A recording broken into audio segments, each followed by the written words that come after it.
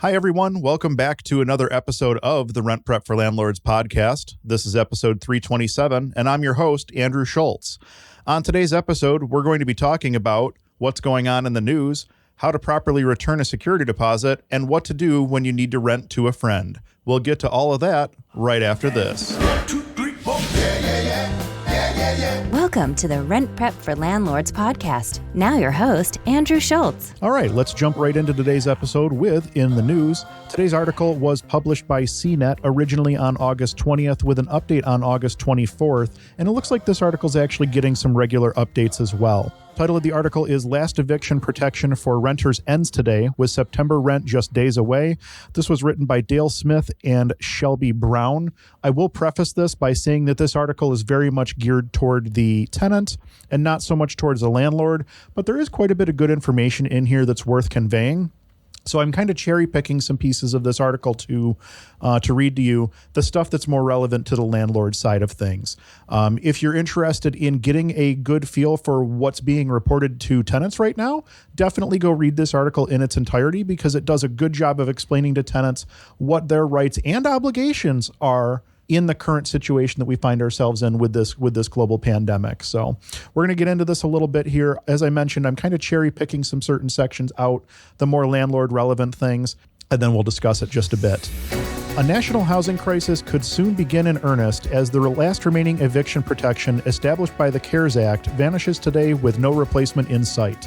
As of August 24th, tens of millions of renters who were protected from eviction will no longer be shielded against losing their homes for being late on rent payments. That includes over 28 million Americans claiming unemployment benefits as of August, who recently lost the $600 per week federal enhancement. Without new or renewed protections or financial safeguards like expanded unemployment or a second round of stimulus checks, as many as 40 million people could be displaced from their homes over the next year, according to the Aspen Institute, all during the worst economic recession since the Great Depression. That's 12% of the U.S. population and equivalent to the entire population of California. Some states still offer temporary emergency eviction protections, but many states, like California's eviction stay, end soon. Confusing the issue is Trump's August 11th executive order, which promised to look into the evictions, but stopped short of outright preventing them.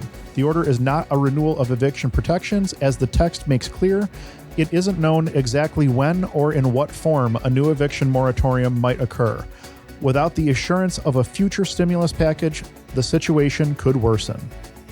So now we're jumping ahead. We're now talking about President Trump's executive order in this portion of the article. The wording of the executive order only promises to look into the matter, emphasis ours, and does not halt evictions today. The Secretary of Health and Human Services and the Director of CDC shall consider whether any measures temporarily halting residential evictions of any tenants for failure to pay rent are reasonably necessary to prevent the further spread of COVID-19 from one state or possession into any other state or possession.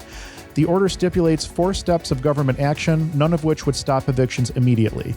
Number 1, investigate whether it's necessary to stop evictions as a way to keep the coronavirus from spreading, presumably from people crossing state lines looking for new housing, sharing housing with others, or moving into shelters. Number 2, identify ways to give renters and landlords financial assistance. Number 3, provide assistance to various organizations or individuals to help guard against evictions and foreclosures, though it isn't clear if this includes financial help. And number 4, review existing authorities and resources, which could include government programs. Although the order encourages the Secretary of the Treasury and the Secretary of Housing and Urban Development to explore ways to fund financial assistance to tenants who are behind on rent, the executive order stops short of setting up such a fund or banning evictions. In other words, without further action from the Trump administration or from Congress, nothing has really changed yet. To help you find out the status of eviction protection in your state, legal services site nolo.com, NOLO.com, maintains an updated list of state eviction provisions. I actually just checked that list to look and see if it was accurate here for the state of New York, and it is completely accurate for New York as it sits right now today. So it seems to me as though that list is getting regular updates as well. Finally, we're going to move into the section of the article about what a tenant can do if they're faced with this situation. What are their options? The title of this section is Ask Your Landlord for a Reduction or Extension. In almost all instances, it's probably best to work out an arrangement with your landlord or leasing agency if at all possible. Although some landlords have reportedly reacted to the pandemic by putting even more pressure on tenants to pay up, other landlords have risen to the occasion, some going so far as to stop collecting rent payments for a period of time. It may be worth approaching your landlord to see if you can pay less rent in the coming months or spread payments for the next couple of months' rent out over the next year. Just be wary of landlords who are making excessive demands. For example, some have asked tenants to turn over their $1,200 stimulus check or any money received from charity as a condition for not filing an eviction order. Don't agree to unreasonable terms and conditions you won't be able to meet, especially if your city or state has enacted protections against such arrangements. Jumping down further now, finally, if you can no longer afford to rent your current home, relocation might be an option. Average rental prices have declined across the U.S. since February, according to a report by Zillow in August. Apps like Zillow, Trulia, and Zumper can help you find something more affordable. Just be aware that you may still be held responsible for any back rent you currently owe, as well as any rent that accrues between now and the end of your lease if you have one, whether or not you vacate.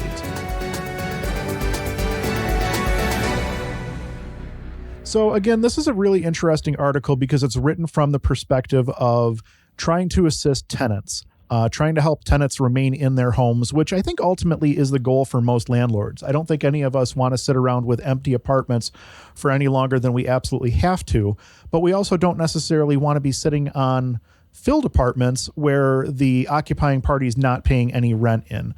That creates just as many problems as having a vacant apartment if you think about it.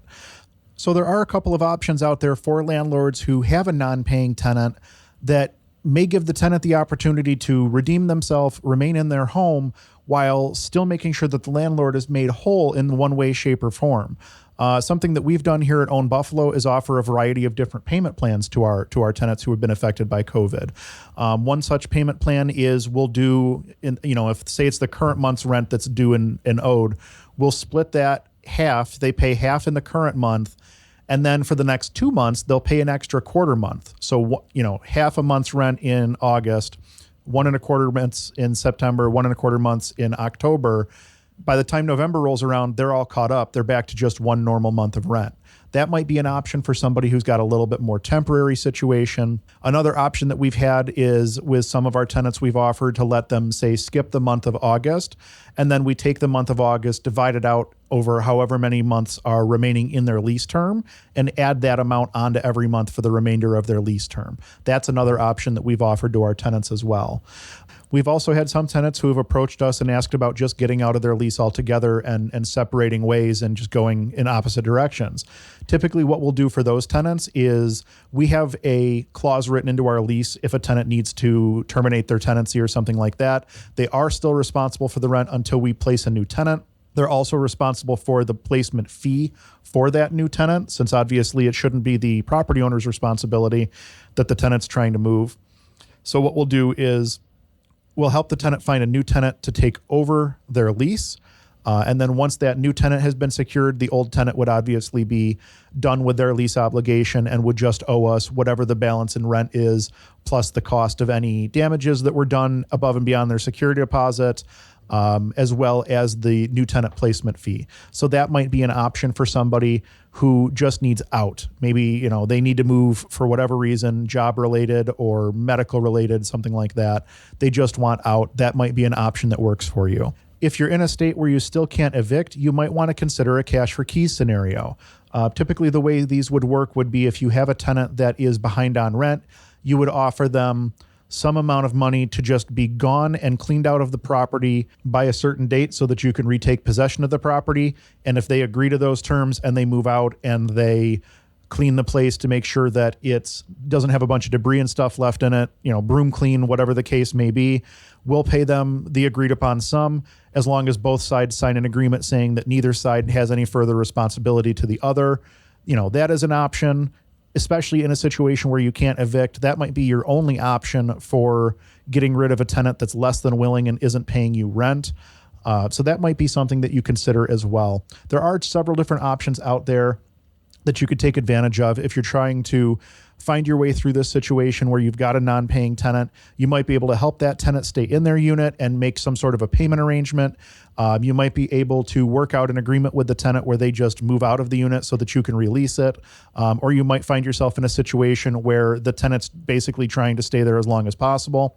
You might be able to offer them a cash for keys scenario that gets them out of the unit, puts the unit back in your possession so that you can find a paying tenant. So there are options out there for housing providers to consider such that you're not completely stuck. You do have options. Everybody's financial situation's a little bit different. You're going to have to figure out what works best for your financial situation.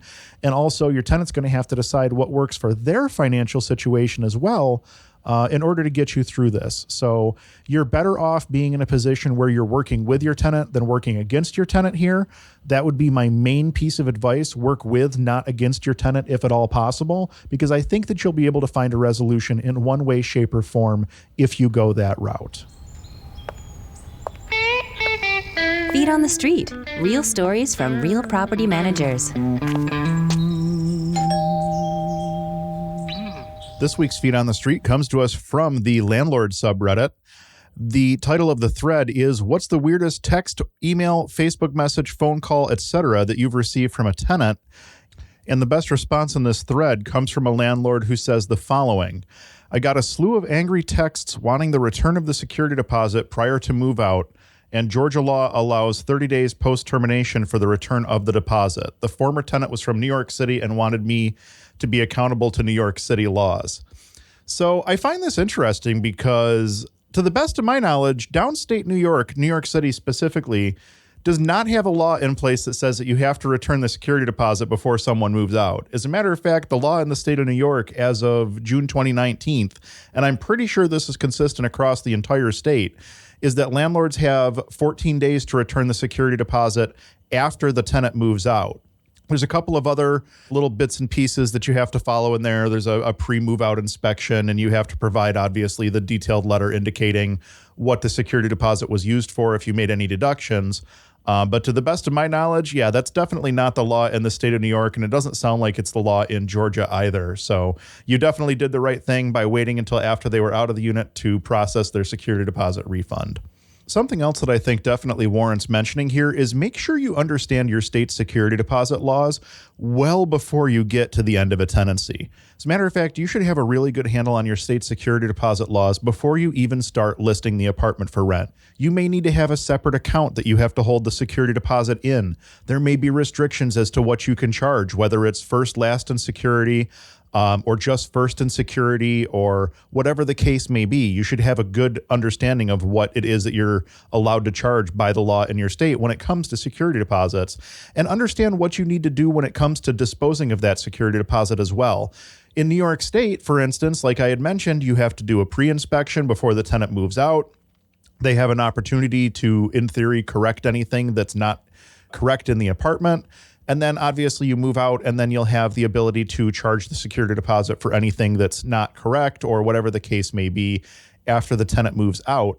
But you have a limited time frame in which to do that. Most states do have some kind of a limit as to how long you have to return a security deposit. In the state of New York, it was a little bit vague up until they clarified the laws in 2019. In some states, you may still find that there's not like a specific number of days given, which was the case here in the state of New York. It just said a reasonable amount of time, which we all pretty much took to mean 30 days. But now that's been codified into law, and it's 14 days. So that obviously puts a little bit more pressure on security deposit refunds, making sure that you get them out and processed in time so that you don't wind up in a sticky situation. It's definitely worth noting that the penalty for mishandling a security deposit can get very, very strict and very, very severe. In some states, I want to say California is one of them, but obviously, I'm not an attorney. Maybe it's Washington. I can't remember. The penalty for mishandling a security deposit is essentially you have to give the tenant back 3 times their deposit. So there are pretty stiff penalties in place for mishandling a security deposit. Make sure that you're doing what you need to do properly so that you don't wind up in trouble on the back end in a situation like this. So there was an honorable mention in this thread as well. Keep in mind that this is what's the weirdest text, email, Facebook message, whatever. This landlord got a phone call from a tenant in the middle of the night saying that a car just driven into the house. And she responded with a loud sigh and said that she was on her way. So what's the craziest thing that's ever happened to you guys in your time as landlords? Hop on over to our Facebook group, facebook.com/groups/rentprep. Go ahead and join that group. That's a free resource, almost 12,000 members, and share your experience with us. We'd be super interested in hearing what's happened to you guys over your time as landlords. It's great to get other people's opinions as to how to handle situations that maybe you've never experienced before. And that group is a great resource to plug into in order to access all those people and all of that knowledge. Water cooler wisdom. Expert advice from real estate pros. This week's water cooler wisdom is also coming to us from the Landlord subreddit. The title of the thread is it a bad idea to rent to friends? I have a house that I'm trying to find a tenant for, and my friend just reached out after deciding to separate from her husband last night. I wouldn't say that she's a close friend, and I live 3 hours away, but I know that she's a pretty type A personality, and I don't want to be dealing with constant texts from her. My ideal tenants only message me on the rent day with their payment, but I also feel for her, and I know she's reliable and very clean. I'm torn. Does anyone have experience with renting to a friend? Is it always a terrible idea? I tend to be of the opinion that it is a terrible idea to rent to friends. It creates a situation where you have a personal relationship with somebody that you're now trying to mix a business relationship in with, and oftentimes it just doesn't go well. The first time that you have to put your foot down because there's a lease violation or the rent's not paid on time or something like that, you're basically compromising your friendship to try to save the business relationship. And no matter how much you can separate personal and business in your mind, your friend may not be able to do the same. So if you find yourself in a situation where, again, for instance, the rent doesn't get paid and you have to go to your friend, I'm not even going to say friend, you have to go to your tenant and say, hey, the rent's late. Is that person looking at you as their housing provider, or is that person looking to you as their friend who's going to, help them get through this tough time or something along those lines? So I tend not to be a fan of renting to friends simply for that reason. It's just too risky. I don't like mixing friendship and business relationships. It can get very, very sticky very, very quickly, especially when you're talking about someone's housing situation. I personally just would say no and walk away from it. So there was actually a really well thought out response in the comments of the thread written by another landlord who has been through this type of a situation before. He actually came up with a series of questions that you have to ask yourself before you commit to a lease with this person in a residential unit.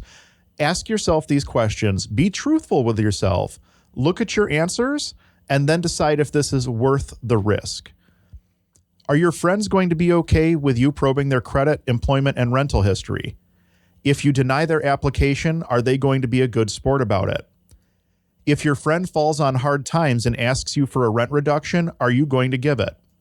Can you tell a friend no if they ask to add a dog to the lease?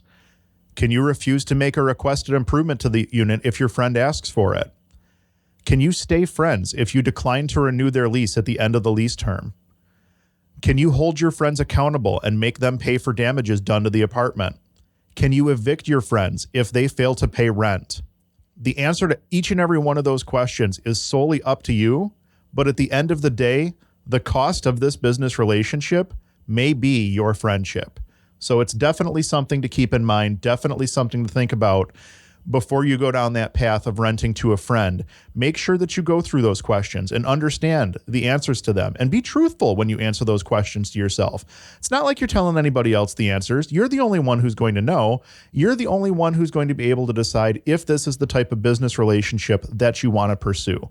I know when I look at that series of questions, which I'm super glad that I came across, there's an answer to those questions, and the answer to almost every single one of those questions would indicate to me that I should not rent to a friend when it comes to any of our apartments or something like that. So that's definitely something to keep in mind. This is a good litmus test for you to determine whether or not you should move forward. Thank you all so much for listening. We really do appreciate it. If you're looking to get in contact with me, I can be reached over at ownbuffalo.com. From there, you'll find links to our Facebook page as well as our YouTube page, which is where we post the bulk of our content. I also run a show every Wednesday morning at 10 a.m. Eastern on Facebook.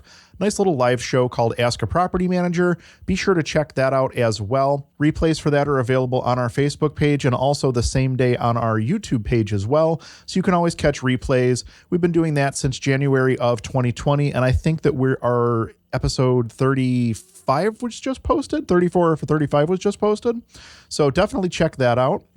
If you're looking for top-notch tenant screening, head on over to rentprep.com and take a look at all the different tenant screening services that are available over there. You should also tie into the Rent Prep for Landlords Facebook group over at facebook.com/groups/rentprep. Again, that is a huge group of other landlords and property managers from all over the country, and everybody is always willing to share their experiences. So if you have a weird situation that you've never encountered before, your best move is to hop into that group, ask the question, and see what kind of responses you get, because you will get a multitude of different perspectives. Thank you all so much for listening. We really do appreciate it. Until next week, I'm Andrew Schultz with ownbuffalo.com for rentprep.com, and we'll talk to you next week.